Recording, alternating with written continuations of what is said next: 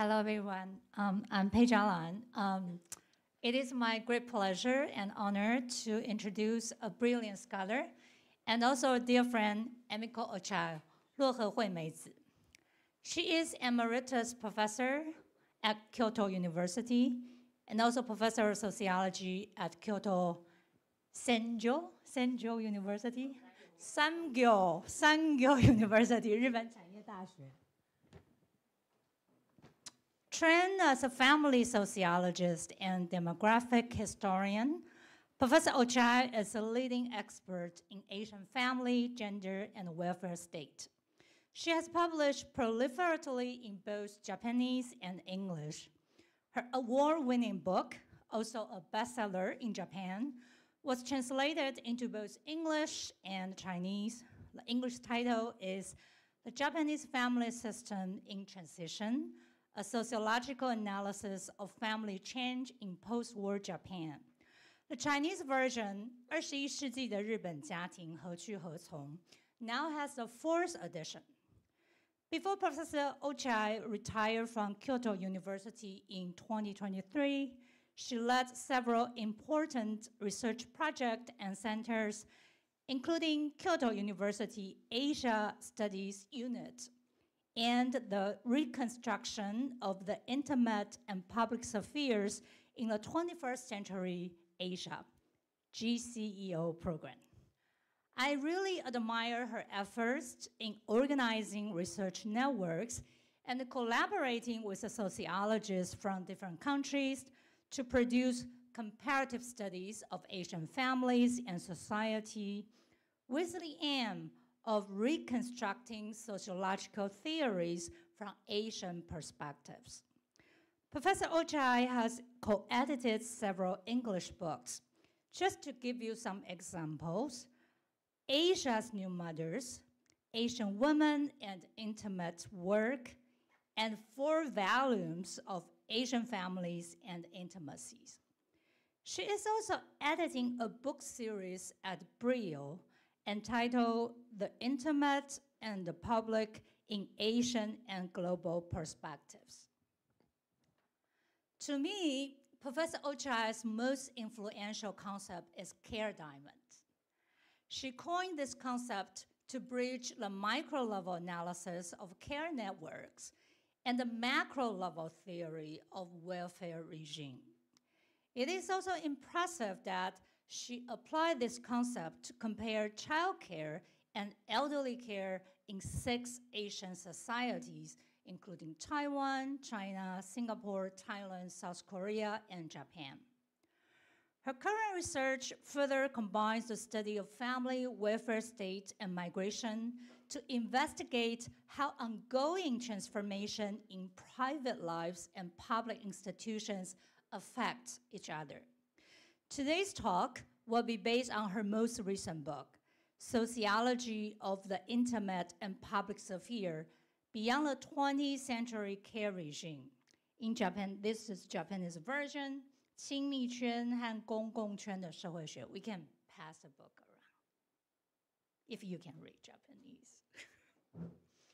So before I close, I want to emphasize that over her career, Professor OCHIAI has generously shared her time and resources in organizing international workshops for the next generation of sociologists. Before her retirement from Kyoto University, she participated in the annual East Asian Junior Workshop organized by NTU, Kyodai, and Seoul National University. I believe that she never missed a single year. That was an impressive record.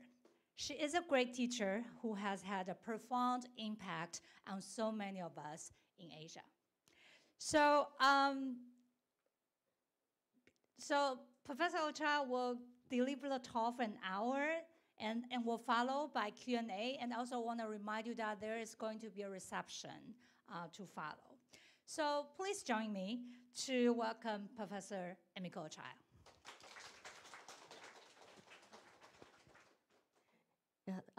Thank you very much for this very kind introduction, Professor Lang. And thank you very much for this invitation Professor OCHIAI particularly. It's my great honor to have a chance to deliver a lecture under the title of Professor Chen Shao-hsing's Memorial Lecture. Thank you very much.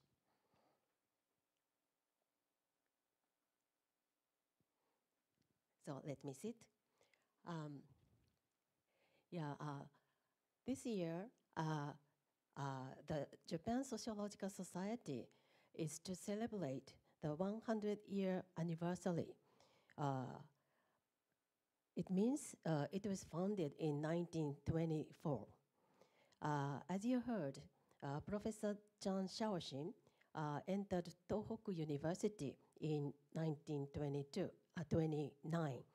So perhaps he felt the enthusiasm to start a new area of study, and he worked hard with Japanese colleagues.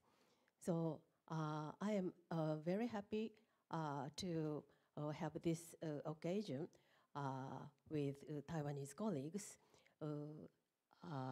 1 century after that period.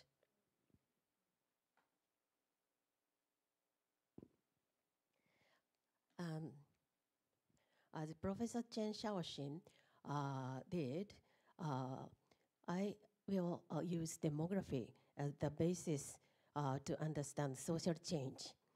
And particularly it is important in current East Asian context because we have similar challenges. We are in unsustainable societies. Our fertility levels are quite low and declining. And population structure is like this, aging and decreasing populations. And we are facing various kinds of problems. That is the topic of the book Professor Lan just introduced. My starting point is this question. Life and care have not been treated properly in our societies. Why is it so? In this context, care is defined as activities to support human life. And life and care means human reproduction. And I think it is because they haven't been treated properly in the social sciences, which are the self-portraits of our societies. So we need a social theory to integrate life and care into it. This is the table of contents of my book. Introduction and part 1 is about theoretical frameworks. And part 2 is about empirical comparison of care regimes in Asia. And the third part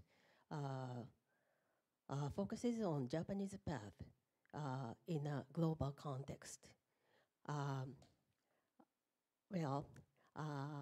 not sure I can cover all the points in my lecture, but I'll do my best. Then first, theoretical frameworks. To start with, the exclusion of human reproduction from social sciences occurred after the debate between Malthus and Marx. I know what happened. I know you know what happened. And Marx won, and population disappeared from social sciences. It's still among social sciences, but its status declined, and economy has the position of king in social sciences. But we have to create a united theory of social reproduction to integrate human reproduction into it. What kind of framework do you think of? This way? Population is a part of economy. No, I don't think so. Economy is part of our life. It's just material aspect of our life. So life should be larger and more important and richer. So let's create a theory to prioritize life. Yeah, this kind of endeavors were made by feminist social scientists. They created so many concepts to capture the nature of those kind of works. Housework, reproductive labor, unpaid work, care, and so on. And I think the concept of housewifeization created by Maria Mies is very, very important among them. He says housewifeization means the externalization of costs which otherwise would have to be covered by the capitalists. This means women's labor is considered a natural resource freely available like air and water. Do you agree to it? So in essence, the structure of externalization of women's work or care has the same logic with the logic seen in environmental issues. Now the value of air and water is acknowledged. So we have to do that for care too. Then another feminist economist, Sylvia Wolpe, proposed a new definition of economy. If you look at this definition, there's nothing to do with market. So all kind of activities to support human life is considered to be a part of economy. So it means the concept of the economy needs to be widened so as to include not only marketized activities, but also domestic labor and state welfare. So all those three sectors are part of economy by the expanded definition of economy by Sylvia Wolpe. But haven't you seen this diagram before? Maybe yes. It is just the same diagram of welfare regime. When the concept of welfare state was expanded to include market and family, it became just the same diagram. So we can say a common challenge for social sciences today is to integrate human reproduction into them by connecting various sectors. I want to do that from the family studies perspective, point of view.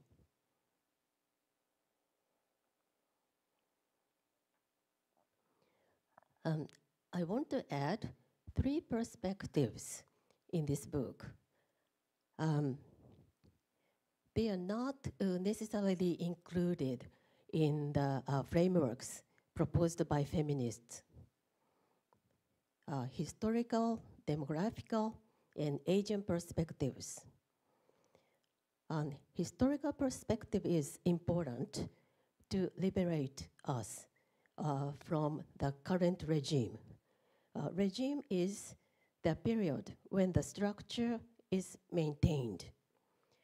And if we have the concept of regime, we can emancipate ourselves from the social facts and social theories constructed in a regime. In this way, we can cultivate our imagination for change. And demographic perspective is important because that is the only social science that focuses on human life directly. And Asian perspectives we need to do justice to our Asian experiences.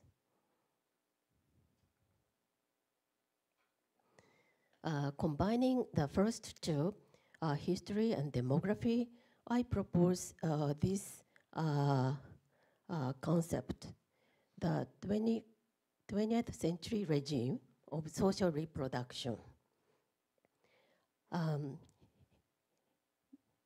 You are looking at a very similar diagram as we saw, but now it is historicized.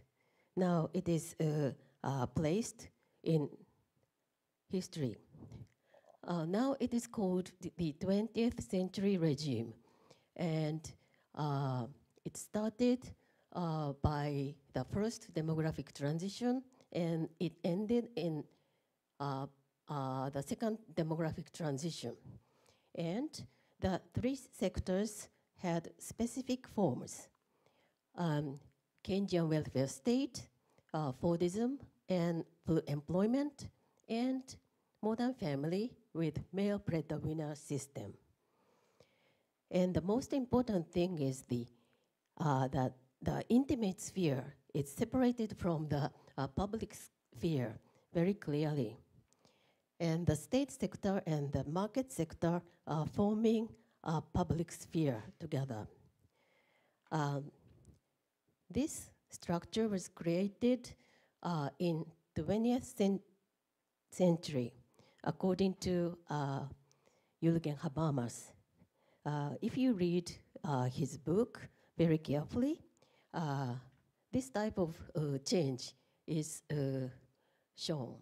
And after the end of the 19th century, state and the market were combined into one and forming public sphere together. And the intimate sphere was excluded from it. Habermas really hated this regime, but it was reality we had, or we still have.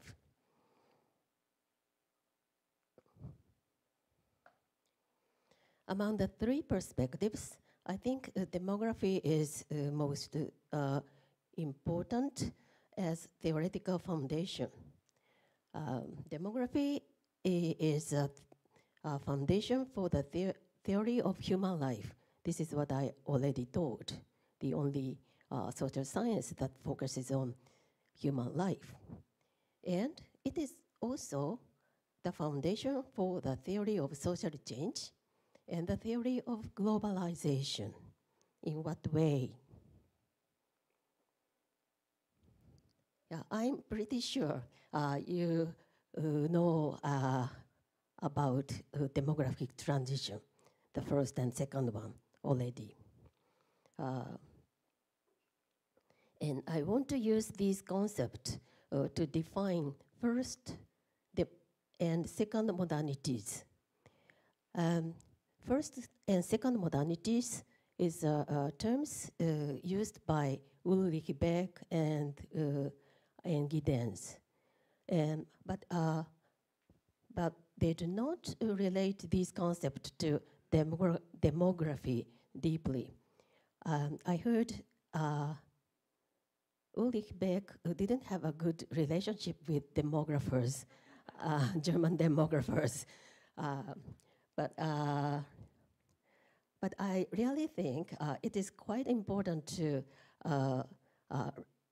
connect the concept of first and second modernities to first and second demographic transitions.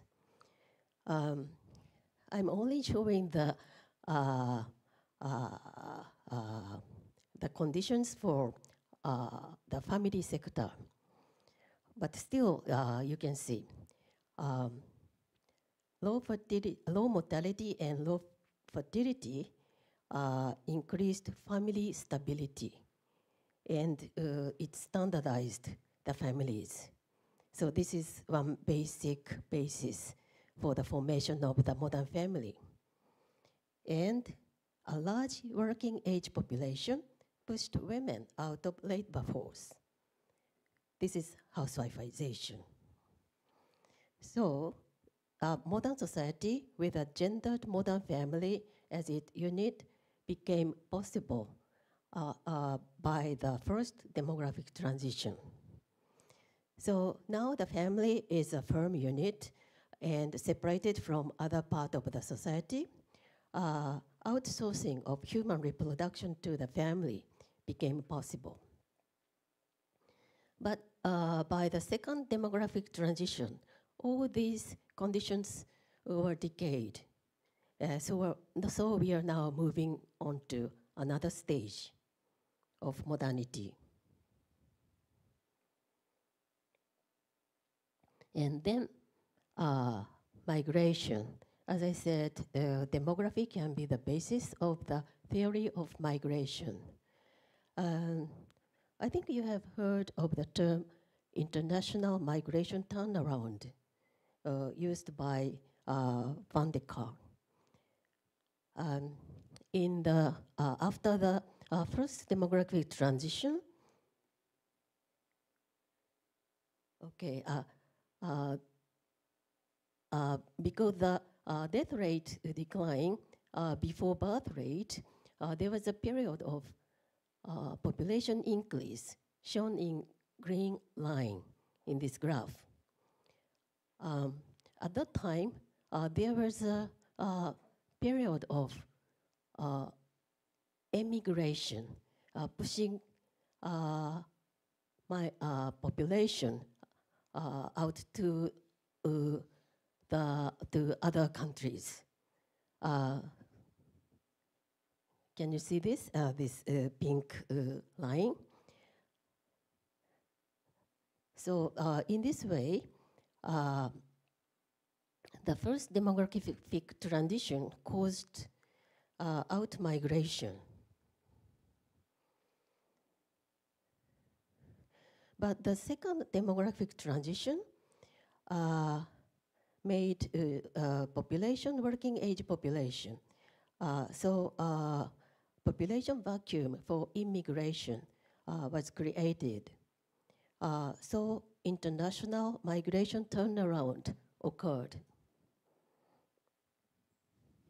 If we go back to the previous slide, the pink line after the second demographic transition is plus. So now this country is receiving population from outside. So this is called international migration turnaround from minus to plus. So many people want to, are trying to explain migration using economic terms, but the basis is the demographic conditions. And feminization of migration is happening. So in short, demographic transitions and modernity can be shown in this way. The fertility decline, the final stage of demographic transition is shown on the graph. And after the first fertility decline, a typical modern family was established. And in this period, everybody belongs to identical families. And the state with the family as its unit became possible. And but after that, second fertility decline started as a part of the second demographic transition. And those conditions were lost.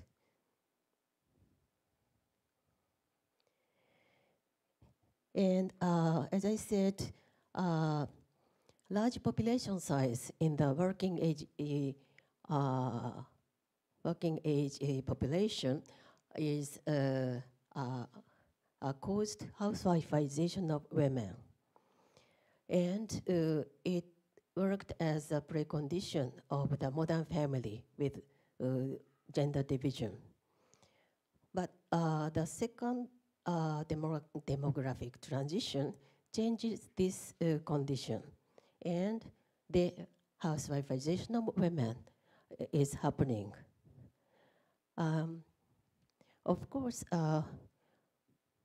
women's subjectivity worked important role, had important roles, but demography had probably more important roles in the housewifeization of women.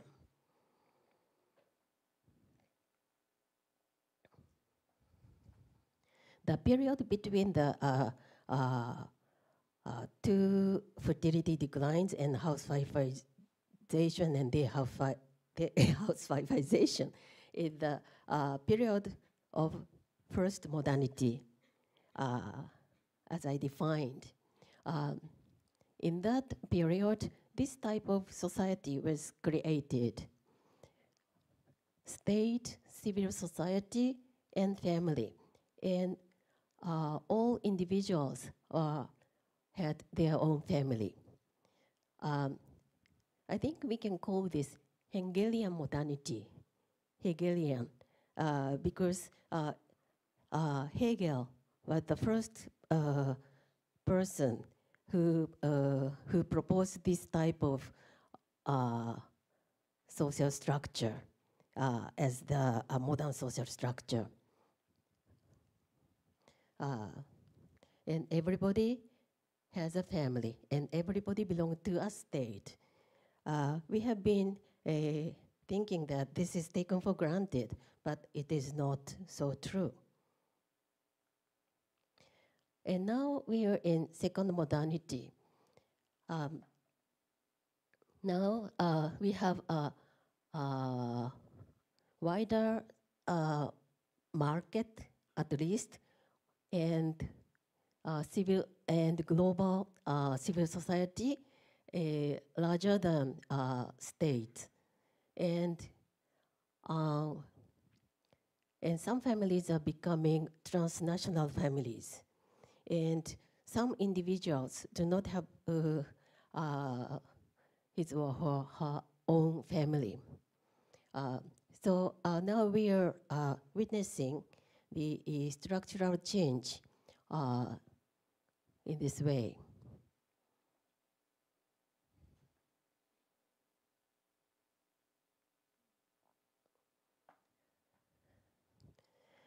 So let's look at the historical changes in different regions. This shows you the fertility declines in different regions. These are European countries. European countries experienced their first fertility decline in the earlier period of the 20th century. And the second decline started in 1970. So there was a period of stability for half a century. I'd like to call this period as the short 20th century. I think you know the long 16th century, the term coined by Fernand Braudel. So I want to use the term short 20th century for our study. This is the period between two demographic transitions and between Great Depression and energy crisis and the first and second wave feminism. So there's good reason to call this period as short 20th century. So there was a regime, period of stability in this period. Yeah, that's why I call this system as the 20th century regime. But how about other regions in the world? And this is Japan. Japan's first fertility decline occurred in 1950s. I was born just after this decline. And in other Asian societies, the first decline occurred in 1970s and 80s. Then the second decline in Japan started in 1970s. So it was not so different from Western Europe. And in other Asian societies, there were no stable period. So we can call the modernity of these Asian countries as compressed modernity, and Japan's one semi-compressed modernity.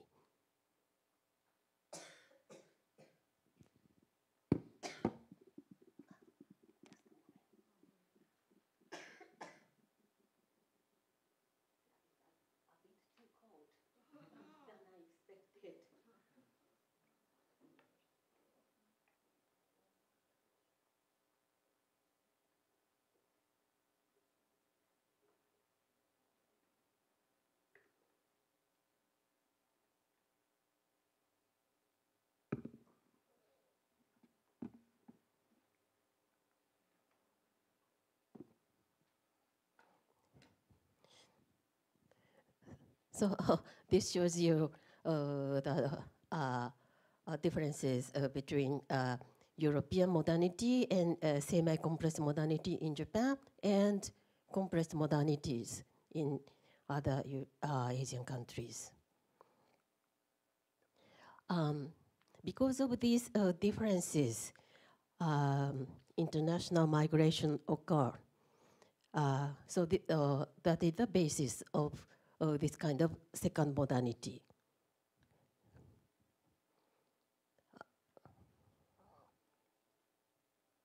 So we have to depart from methodological nationalism and reach methodological cosmopolitanism to study the current world.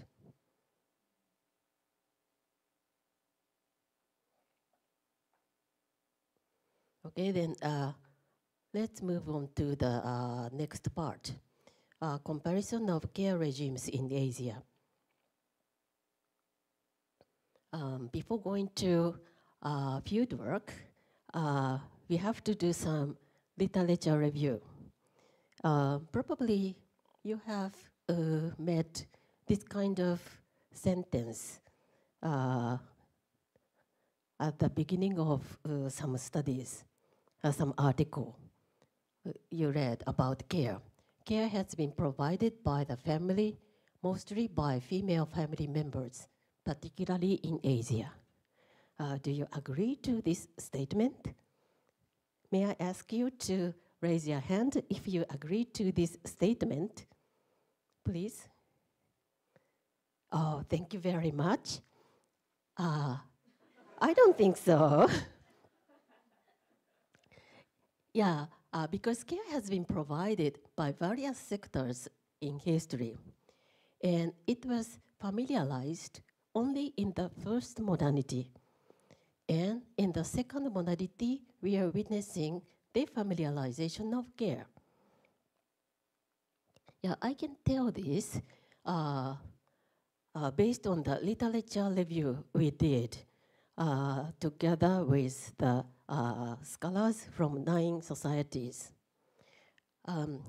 As Professor Lam introduced, we published these book series, Asian Families and Intimacies, in English and Japanese. These are the collection of important papers published in 9 Asian societies, but not necessarily written in English. The most important and influential works in each society in Asia not translated into English always. That's why we decided to do this project. And from Taiwan, Professor Yi Jin-chun joined in the editorial team. And I edited that care part in this series. And as you see, paid babysitters existed in most traditional societies. And this is an example of Japanese nannies. So marketization of care is not new thing. And fathers are taking care of babies so sweetly in Japan. This is written by Westerners. Western visitors to Japan at the end of Tokugawa period and at the beginning of the Tokugawa period were writing that Japanese fathers were so sweet. They do not punish them with, what is this? Sticks.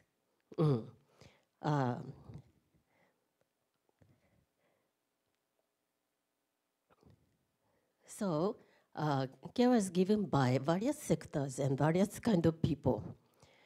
So we tried to draw care diamond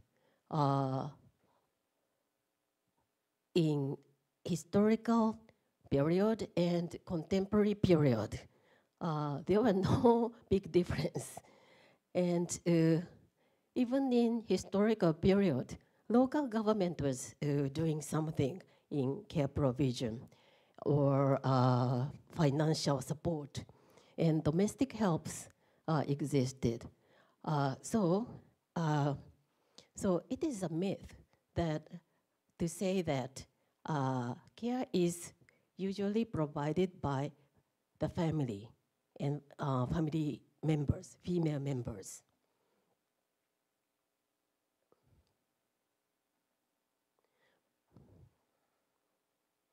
So you might ask why this kind of myth was created. I'll show you the answer from my research I conducted in 1980s. I conducted a study of child care networks in 1980s. At that time, neighborhood network was so active. But I saw the relationship between the kin network and neighborhood network. Those who have strong kin network didn't activate their neighborhood network. So maybe the sum of networks might be constant. A very rough expression, but maybe that kind of thing can be said. And so I tried to look at old researches from 1960s, and I found there was a strong support from kin network. But still the same relationship existed. Those who didn't have a good kin network had a neighborhood network. So the only thing was the people in the 1960s had stronger kin network. That's why people thought we can do everything with the family. People do not divide small household unit and kin network. They call all of them as family.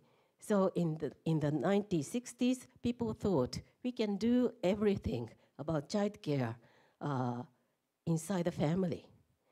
But actually, they were receiving support from kin network. And it disappeared in 90s, 80s.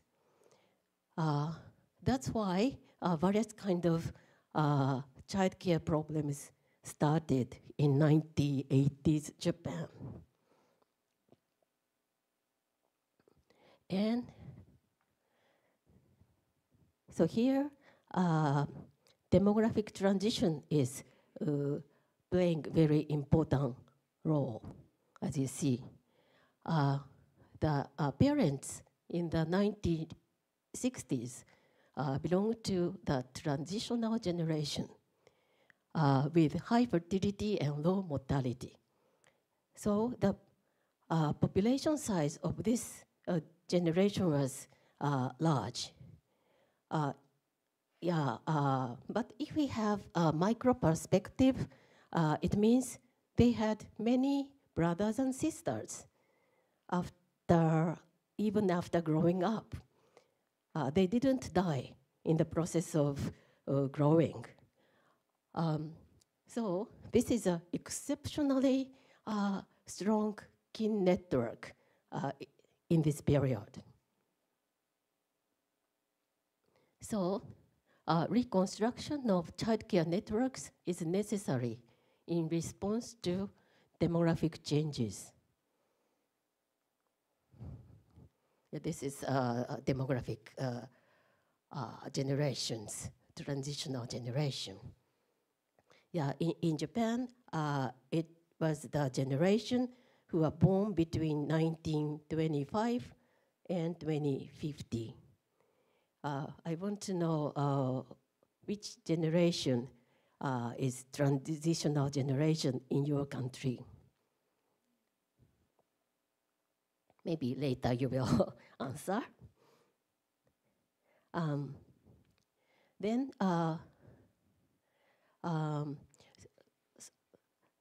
so in 1990s, there were various kind of studies of social networks for child care in Japan and elderly care.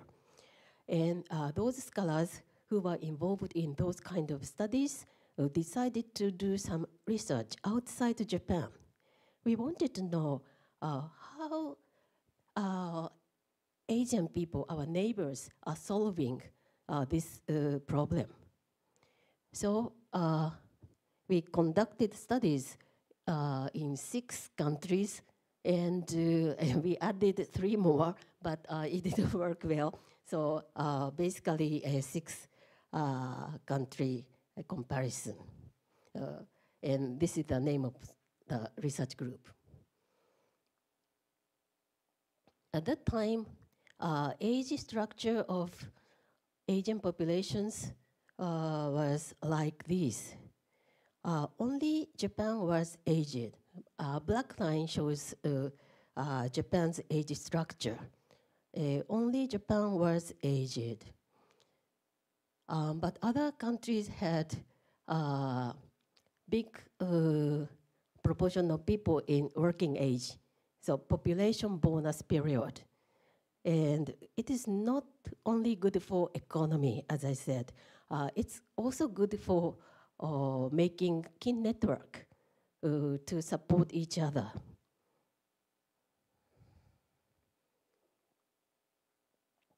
And these are the photos from our fields. Okay, and we met care workers in Taiwan, I think. And to summarize,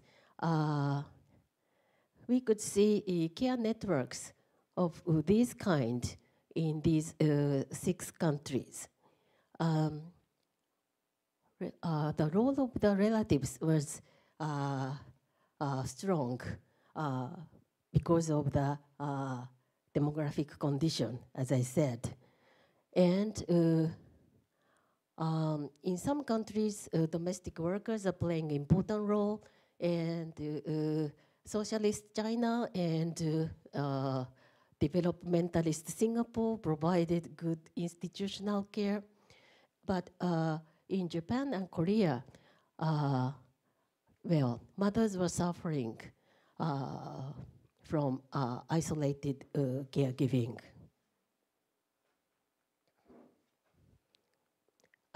So I should say there was a huge difference.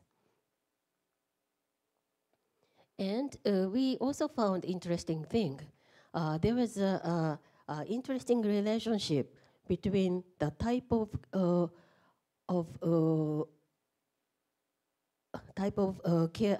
child care networks and gender division. Various categories of carers existed in Type 1 and Type 2 societies, including China, Thailand, and Singapore, Taiwan, those countries where women work when their children were small.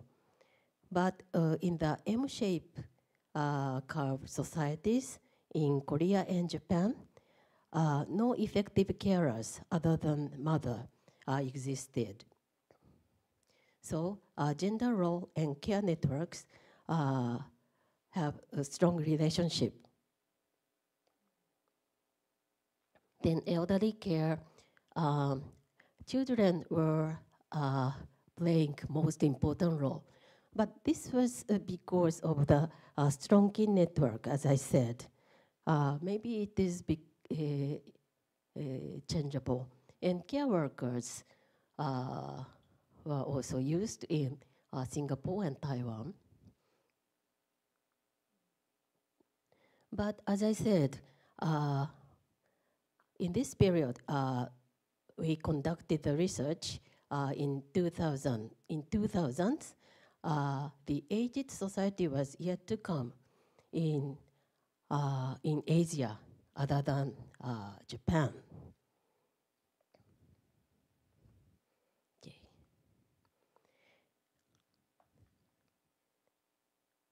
Okay. How many minutes can I have? 20? 10 to 20. Okay, thank you. Thank you.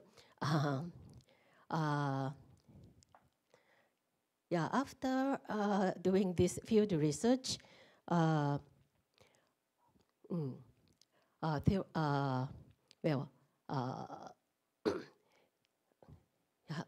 thought one theoretical transformation is needed because we don't know how the options are given. We could compare different type of care networks in different countries, but we don't know how the options were given.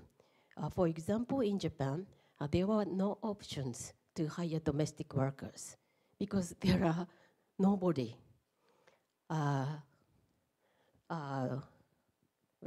Japanese immigration policy was an obstacle. So I thought we need to combine micro-level studies with macro-level studies. So social network research with welfare regimes research. And then I decided to use this diagram, care diamond, which Professor Lan refers to. State, market, family and community or voluntary sectors form care diamond. If you choose only state, market, and family, it's called care triangle or welfare triangle. But if we add community or voluntary sector, it is called care or welfare diamond. And to use this diagram, I proposed to add relatives to the family sector because the role of relatives is very important in Asian context. And we drew care diamonds for child care and elderly care in 6 countries we compared. As you see, the pattern of care diamonds were quite different by the type of care. Child care and elderly care are quite different thing. I don't have much time to explain, but blue sector is market. This is Taiwan. In Taiwan, only elderly care domestic workers were very useful. And in Japan, the long-term care insurance was created. It caused the overlap of the state sector and the market sector. Yeah, this way. So this diagram is useful, I think. Okay.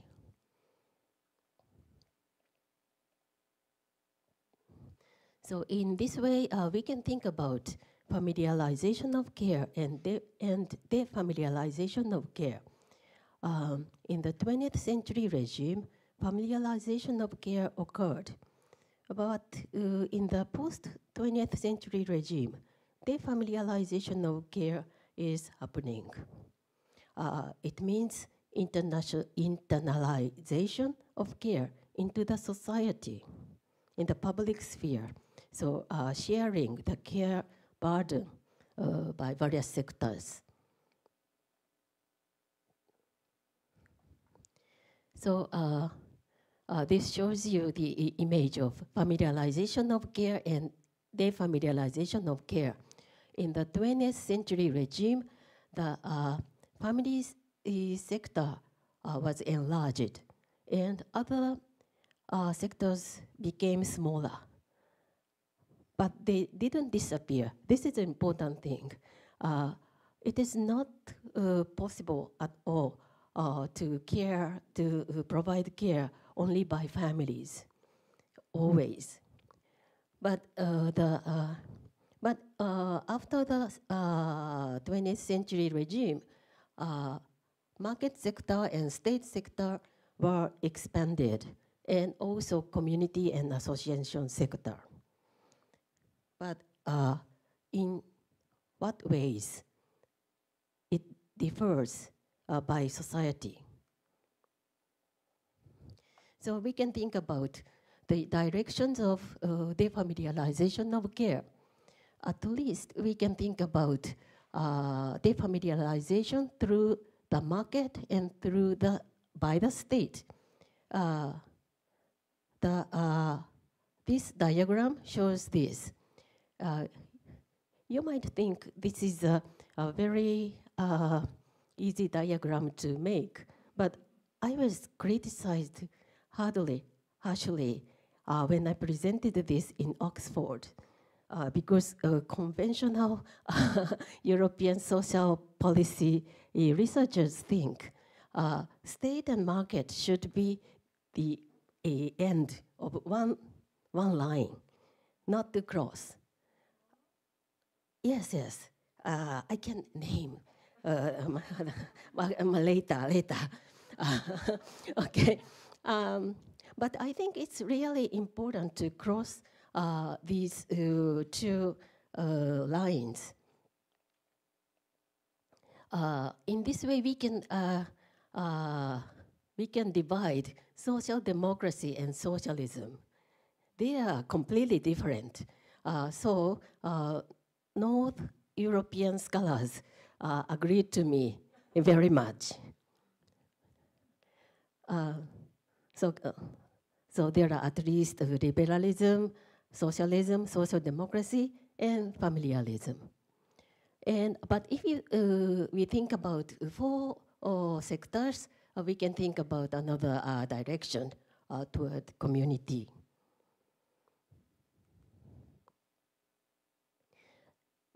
In the early 20th century, we can see 2 typical types of post-20th century care diamonds. One is the one in Western Europe. Another one is the one in the US. As you see, the state sector is large in Western Europe, and in the US, the market sector is large. In Europe, people talk about welfare retrenchment, but that is not so true.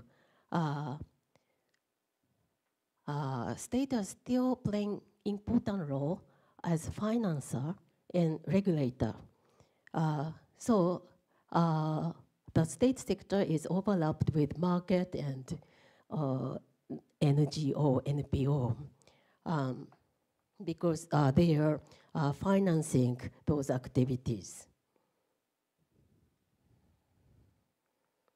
Then what is happening in Asia? This is the question. I made this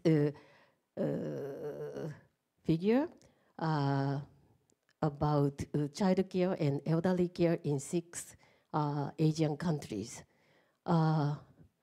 Various kind of care provision is shown on this diagram. And as you see, Singapore, developmentalist country, had both state and market provision of care. And in many other countries, liberal familialism is observed, where only market sector is strong, but the state is playing a small role. And in China, only in China, in early 20th century, it was still a socialist country, or maybe it is now, so they were placed here. And Japan and Thailand were here. But I call them as extended familialism because kin network were playing an important role.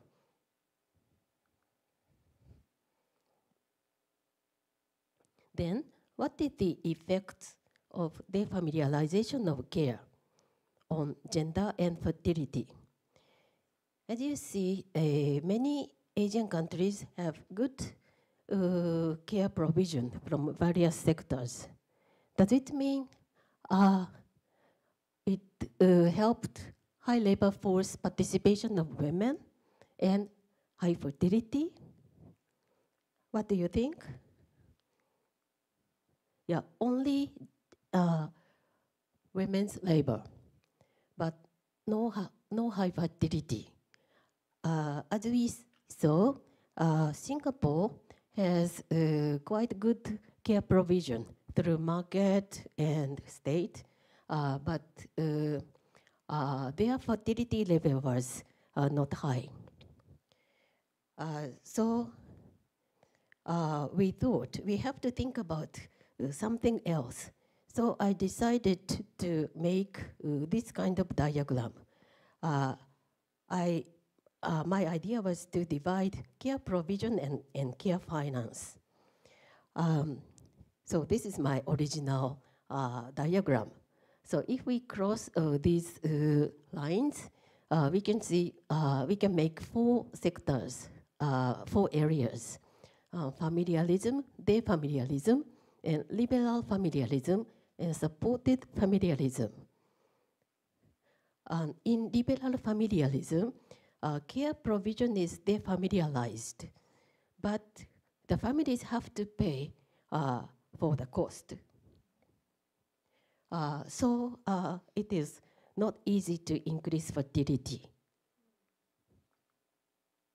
And if we place Asian countries and some European regions on this diagram, we can make this kind of diagram. And in what to say? only socialist countries, China and Vietnam, can be placed here. This is at the beginning of the 21st century. Please remember, not now.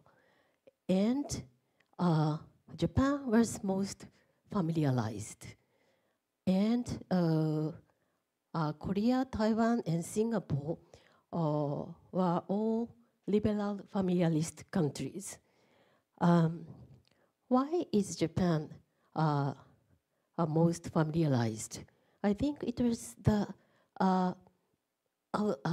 result of semi-compressed modernity.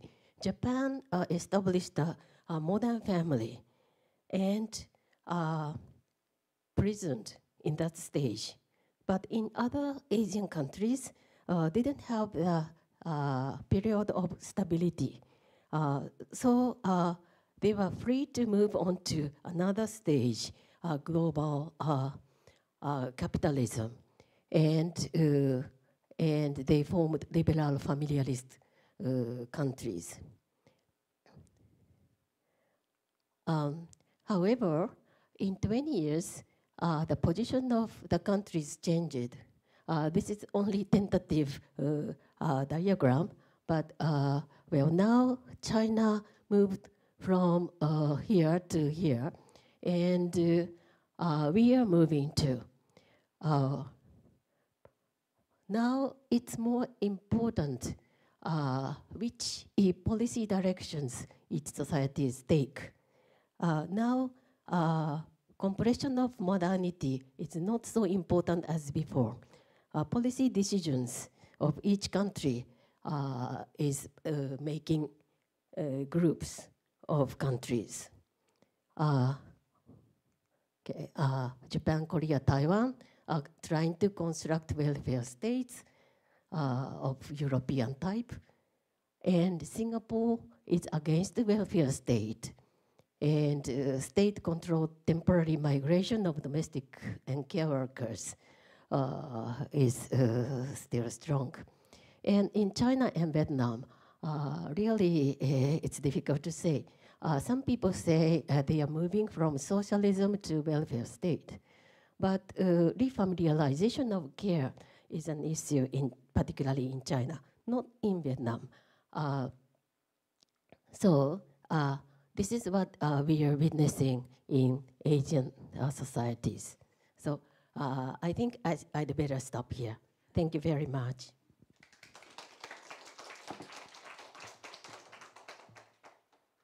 Thank you so much. There's a lot to digest. I believe there's still 30 more slides to go, but we have to stop here. So I think we can still have maybe 20 minutes Q&A.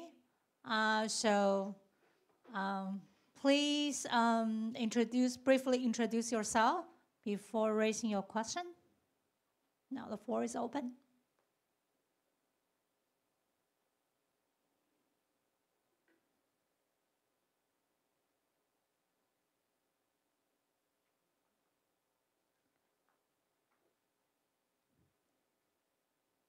Anybody? So maybe I'll start. There's one over there.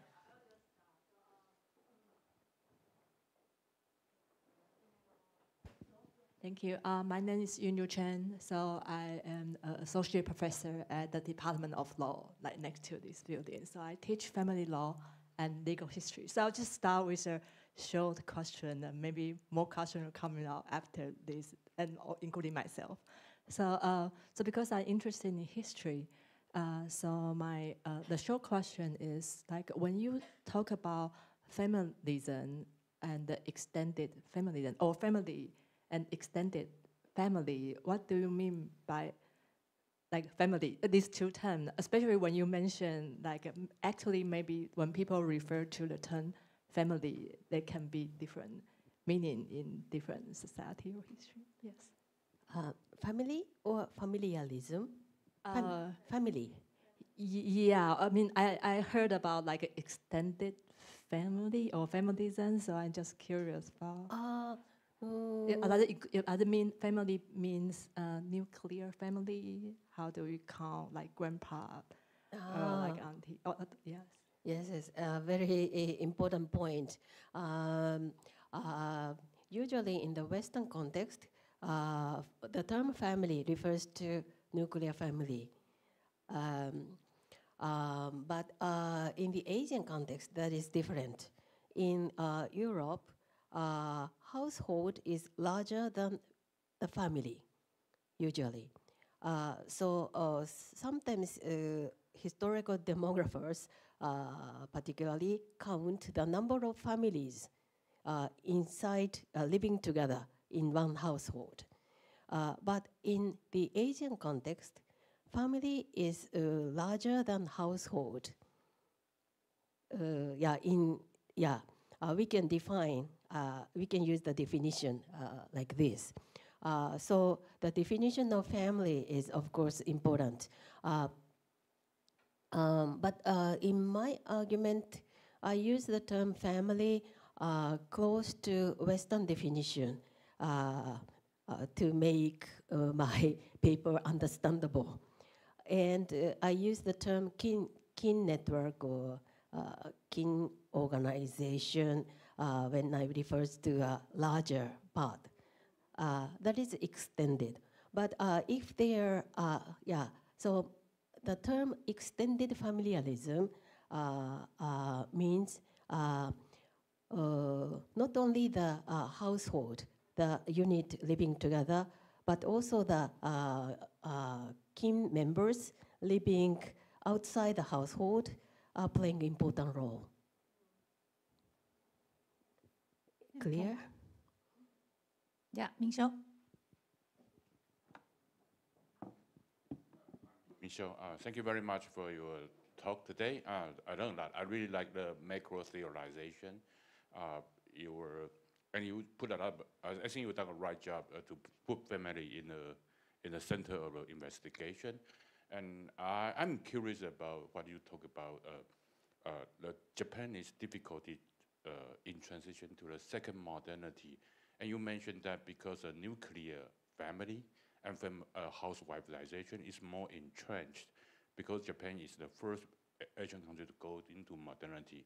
And right now it become a prisoner of its previous success. So that it become increasingly difficult to adapt to a new care regime. I'm really curious about that, because for me, I think the idea that nuclear family and is probably also very entrenched in Taiwan. So could you elaborate more why you think that Japan has this kind of issue, and that is not other Asian countries' problem? Thank you. Yeah, thank you very much. A very important point. And it's in the last part of my presentation, Japan's path in a global context. Here I am arguing that the challenges to construct post-20th century model of social reproduction is a kind of universal challenge.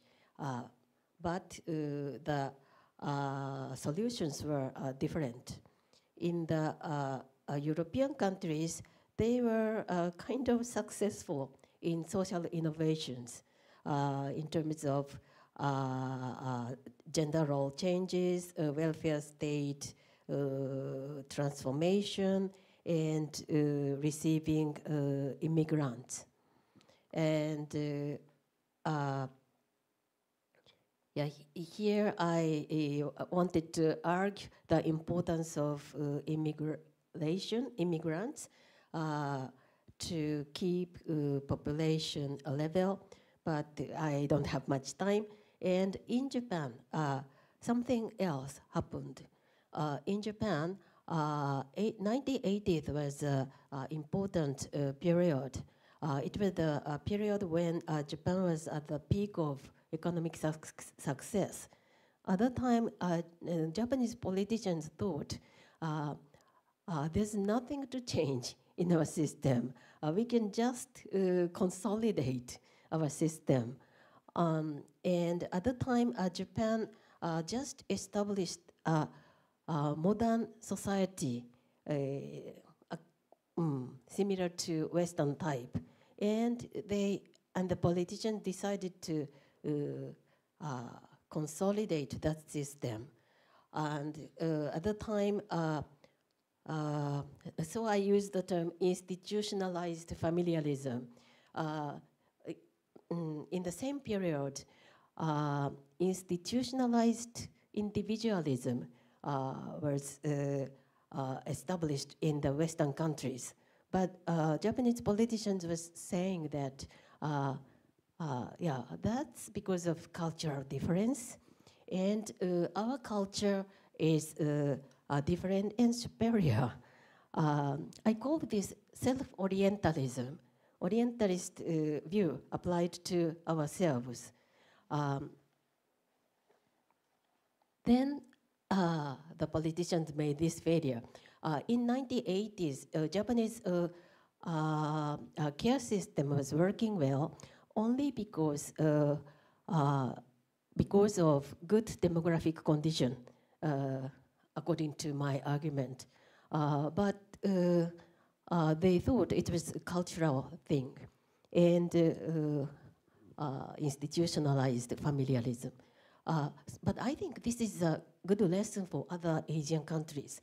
This kind of reasoning might happen in any Asian countries because it's easy. It's very easy to fall in the trap of self-orientalism. So I don't think Japan's path and other Asian societies' path are different now. Not so different. All the countries have low fertility, and defamilialization of care is happening even in China, and escape from marriage is also observed. Those are all common phenomena in East Asia. So I think that is related to self-orientalism and policy decisions trapped in this self-orientalism. Okay, thank you. Can we take more questions? Yeah, Yanfen.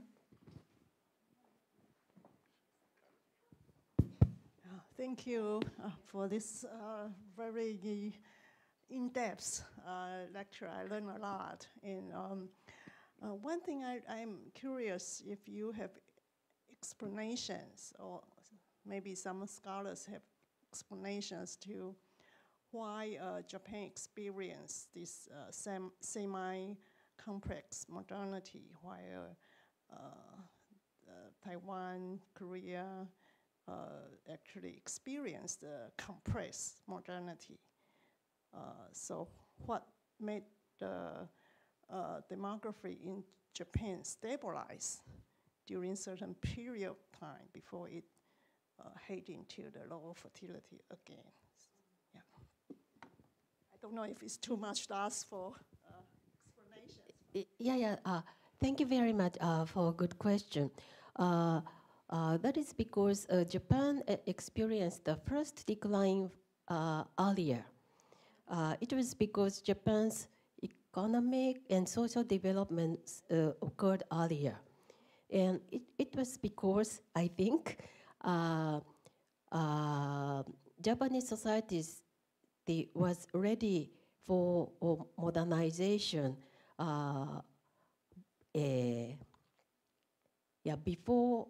before Meiji Restoration occurred.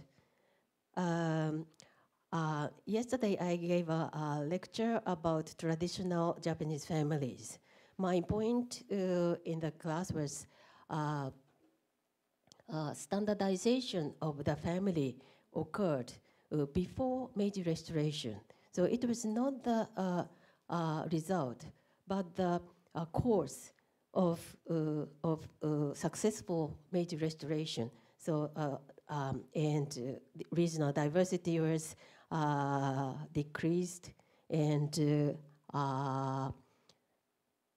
standard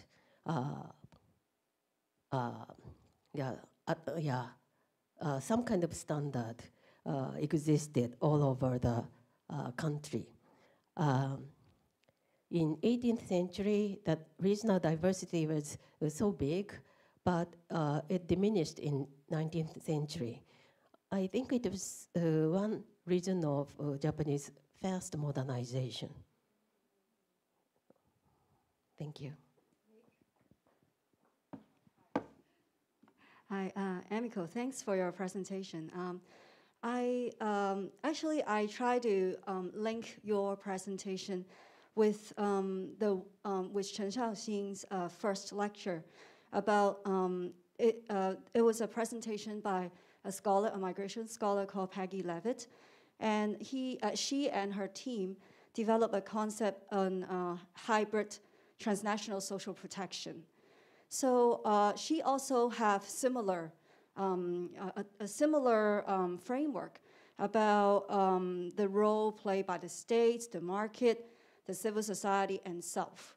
And the way that she put it is that she the understanding of transnationalism is more than just about migrants moving migrant helper moving from one place to another. Well, when I see your diagram, it seems that the migration literature can be is a little bit narrow in a sense that it only focuses on the migrants' movement in helping, like the domestic helper from other country, and how this is, how the role in the market. So I'm just wondering, if I compare the two models, is it possible that some families are also transnational families, and they got protection from the states in different countries too?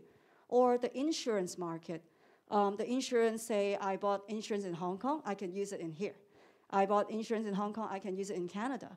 So that picture is not clear in your diagram, and maybe I miss out, a little bit. So would you expand or explain to us a little bit about that? Thank you.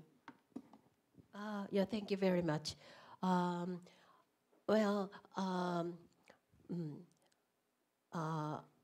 think the importance of migration is not restricted in the area of care providers, but also the immigration in general. That's why I showed this graph.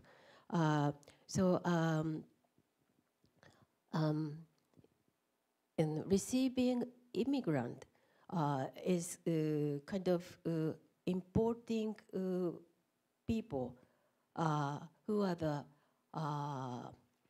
products of human reproduction in other societies. It's kind of cheating because the receiving countries do not have to pay the cost for reproduction, human reproduction. But because of the the difference in economic levels, it still works for the migrants. But basically, we should think this is a kind of exploitation of human products. But to solve the problem, global social policy has to be established. So my goal will go to the almost the same place, I think, to the first lecturer. Thank you. Yeah, there's a hand.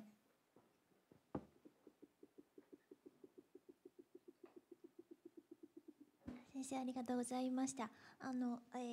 just want to know, since it's a perspective about the term or the object of welfare. So how do you see this word or see this word object, welfare? Not welfare state, just welfare. I'm just curious about it. The concept of welfare?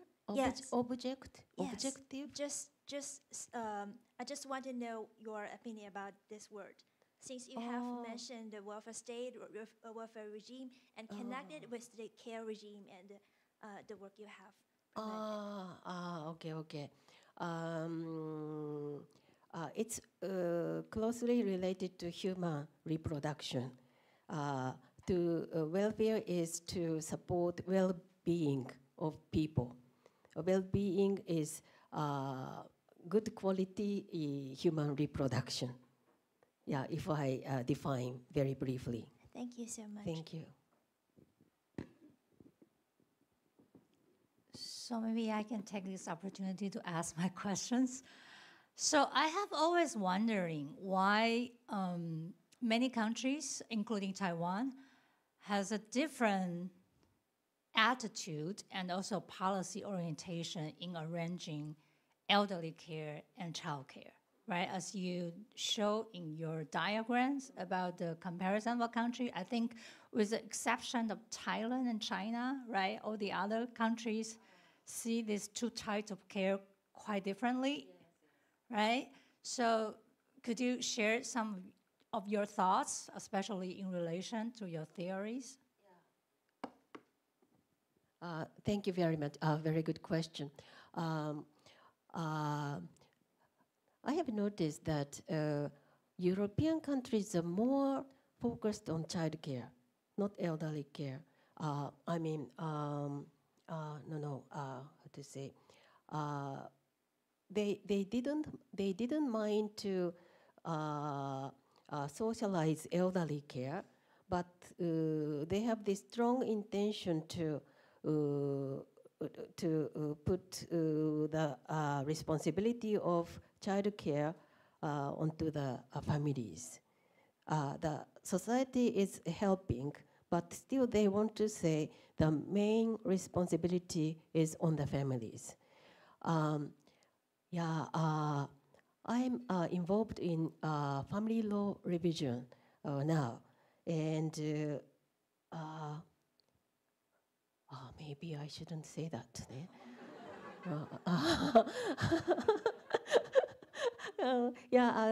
Japanese family law is trying to add one sentence that families should be responsible for child care. That sentence doesn't exist in the current family law, but no, there's nothing about elderly care either. So I criticized to adding this sentence about child care, but I thought, but this is better than Singapore or China, those countries that have those sentences about elderly care.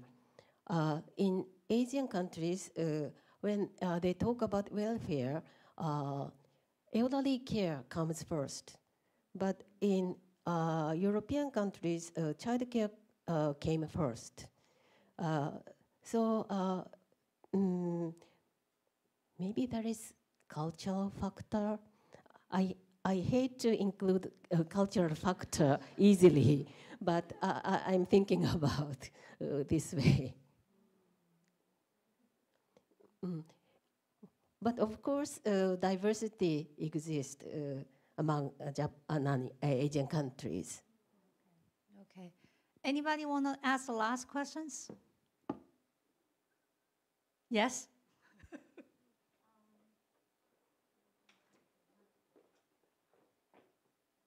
Thank you, Emiko, for your fascinating presentation.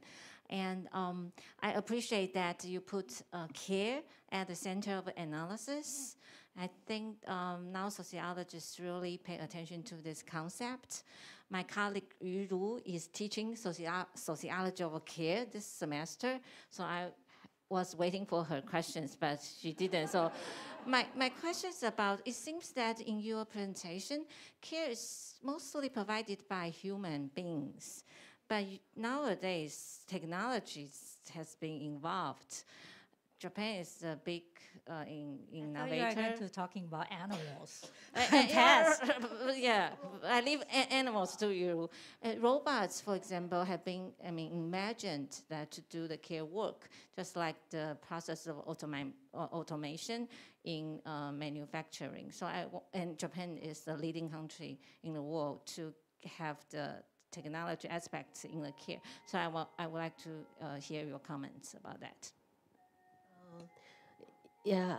In reality, Japan is not a leading country in this area.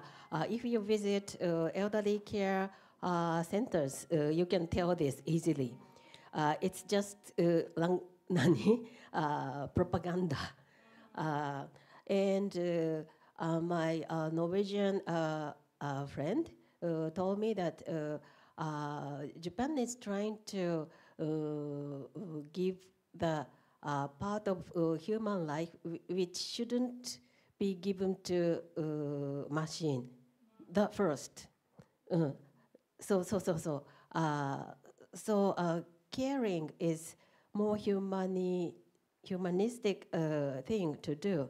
So, but in Northern European countries, their care is they use machines to take care. But in their hospitals, they only use machines to help people, to help humans, to carrying elderly people. You don't have to use your own muscles, but you can use the machines. In this way, they use machines. I think this is an adequate way of using it. And in Japan, animals and dolls are playing more important roles. They are the object of intimacy. This is another talk required. Yeah, so I think in the future we have to think about how to add technology, robots, and also animal and pets into the diagram of care diamond. Okay, I think we have to end the lecture now, but we'll continue the discussion during the reception, and we need to take a photo before we can have the reception. So, Emiko, could you sit here?